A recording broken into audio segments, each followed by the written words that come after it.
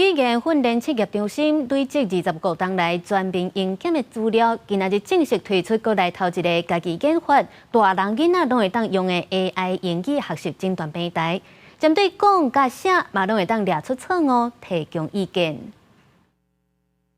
This company knows that designing a cute doll or exciting truck isn't enough.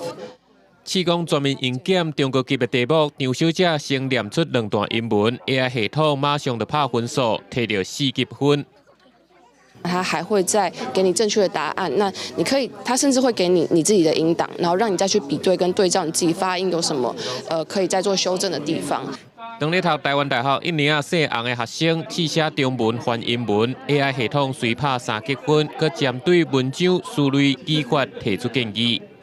它比较不像有的 AI， 它是单纯直接给一篇比较好的范例，根据你的错误，它把它挑出来，并且做指正，还有有没有可以更好的用法。 AI 系统诊断讲甲写，另外针对听甲读提出建议，这是技职中心推出的第一个咱台湾家开发的数年会拢总适用的 AI 英语学习诊断平台。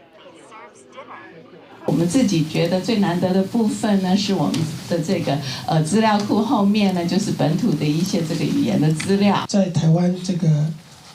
英语落差这么大，英语资源那么少，今天有这个平台，真的是一个很棒的